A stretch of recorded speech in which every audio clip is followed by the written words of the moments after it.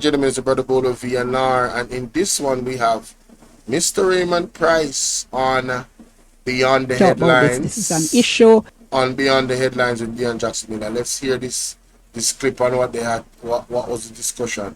This is my raw reaction. I've never heard this. I'm about to listen. It says, "Is government using public funds to run JLP's political ad campaign?" Very good question. Let's go. What they're calling campaign ads, what I'm saying certainly raises concern as well. On July 2, but quite a few other people have quietly reached out to me and said, hey, we need to talk about this. This is an issue. It needs to be discussed. Obviously, this is a problem that needs to be addressed. I'm saying that to say we do have a representative of the People's National Party joining us now, Raymond Pryce, caretaker for East Central St. Catherine. But I'm saying it in that way because, you know, something I say on this program all the time. The JLP and PNP thinks they're them one in a country. In reality, there are many people who don't align to either party. That does not mean people don't have concerns about the political process, criticism, recommendations for reform, and this is one that was raised. But Mr. Pryce, appreciate you joining us. Thank you so much. And I appreciate Dionne Jackson Miller stating that, because I am really how should I put it? I'm really frustrated at people that think that because there's two main political parties that most of the Jamaicans are not feeling none of the parties. Right now the PNP is galvanizing back their base. You know, a lot of people took a step back in the last general election and they just never voted. Some of them never voted in their lives and they don't plan to. But what the PNP has done great now is put belief back in the people, and people that have never voted are ready to vote. And they are ready to vote out Andrew Honest. So let's continue. Thank you, Dionne. Good evening to you and your listeners. So the JLP's Marlon Morgan says this is not so. He's denying that there is any credence should be given to these particular concerns. I don't know if you were able to listen into the interview. Yes, I listened. And the main takeaway that I have from what the senator said, and I quote, "There is a natural advantage of government with respect to resources of the various ministries, departments, and agencies." I find the phrase natural advantage to actually confirm the concern that has been raised by. So, Marlon Morgan basically tell the people, them say, yes, we are using our natural advantage to advertise us and campaign for us in the next general election through using the people's tax dollars. Mighty God. That's embarrassing. Embarrassing. He needs some milk. He cutely confirmed, in my opinion. I share the same opinion as Mr. Raymond Pryce. Let me play that back again. Very interesting, ladies and gentlemen. Wow. To listening to the interview? Yes, I listened. And the main takeaway that I have from what the senator said, and I quote, "There is a natural advantage of government with respect to resources of the various ministries, departments, and agencies." I find the phrase natural advantage to actually confirm the concern that has been raised by the wider society, as you mentioned. Other persons outside of the People's National Party have raised it with you. And I think in that phrase, as I would say, the devil is in the detail, that we have identified the detail and therefore the devil. Because democracy understands that there will be an election and there are always going to be a government and only one government at a time. However, to have a representative from the upper house representing the government confirm that public resources are being used for a, quote, natural advantage, end quote, even if all we in the People's National Party had was a concern or a suspicion, Senator Marlon Morgan has confirmed that those suspicions are accurate. And there's a difference between an advertisement and a public service announcement. There is an original responsibility for government to communicate. I give some examples of things that in this period, in this period you'd expect the government to communicate on. We've had unseasonal heat. We have an aging population. If an public service announcement had come from the office of the Prime Minister reminding persons over 70 to hydrate and to have at least 8 ounces of water every 3 hours, then no one could accuse OPM or any other ministry, department or agency of being biased. So that is one aspect of what I would like to say. And if the rehydrate scenario is not acceptable, we're more than a month into the hurricane season, and we have not heard from ODPEM or from the Ministry of Local Government or from the Office of the Prime Minister any reminders about what people should be doing, pruning trees and stuff like that. So I take the point Mr. Morgan makes that government has a role in terms of public communication. I won't mention the bell ringing because I think the defensive approach to the response from Mr. Morgan confirms that he knows that nobody outside of him, even within his own party, will accept that a bell ringing at an engagement makes it or gives it a political flavor. Here's the thing though, Mr. Pryce, because for instance, a colleague messaged me and said JLP itself in the past has complained about similar things done by PNP governments, and I am admittedly quite cynical about concerns raised by parties while in opposition when they did nothing to deal with the situation while in government. Yeah. So the question would be, we hear y'all bawling because you're on the wrong side of this right now.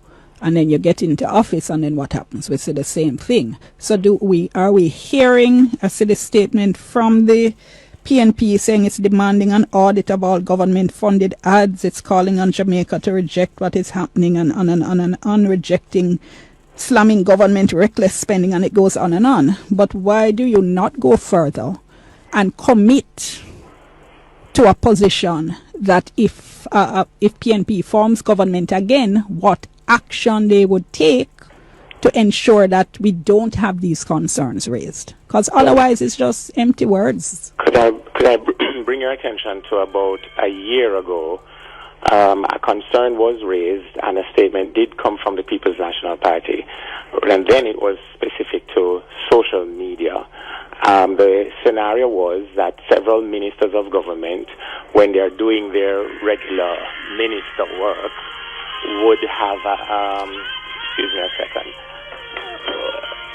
If you're just joining us, this is Beyond the Headlines on Radio Jamaica 94 FM. I'm Dionne Jacksmillow. We're talking with Raymond Pryce of the People's National Party about concerns about ads funded by taxpayers' money, government ads that are essentially masquerading as campaign ads. Our WhatsApp line 876-254-0693. Give us your first name, give us your general location. Yes, Mr. Pryce.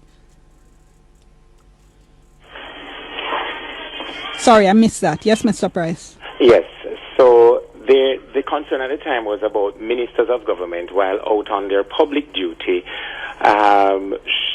live streaming through their personal social media account. And of course, platforms like TikTok and YouTube monetize views.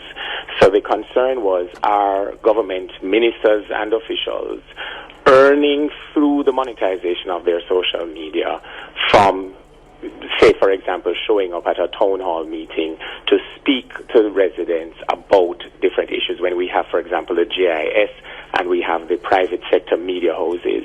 In that statement last year, a commitment was given that when in government, the People's National Party would have promulgated a social media policy.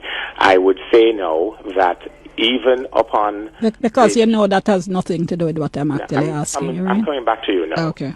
So now we have the July 2 statement, and based on the declaration by Senator Morgan that government is using its natural advantage with access to public resources through the MDAs, the ministries, departments, and agencies, I will, after coming off this program, go back with the shadow cabinet, that statement July 2, the statement last year, social media policy, for a more comprehensive statement about when in government the People's National Party will promulgate a particular policy which will ensure that, especially this close out, there, you see, part of the issue is we don't have a fixed election date.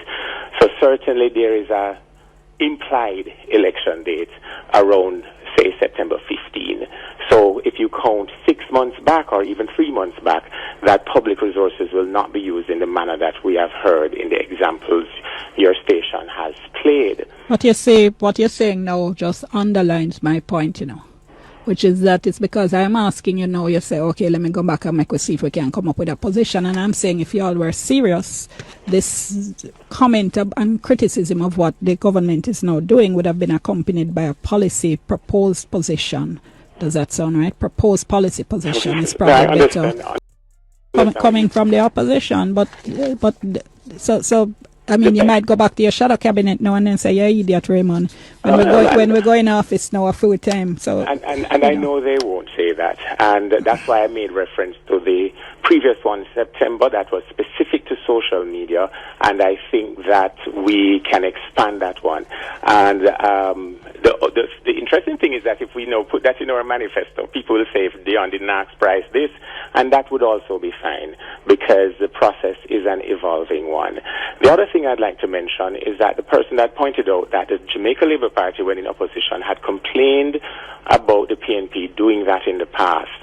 One of the references that came up when I prepared for this interview was during the process of renegotiating the IMF agreement, there were, in fact, government-sponsored media time where the Minister of Finance did a weekly interview updating people on the state of the economy.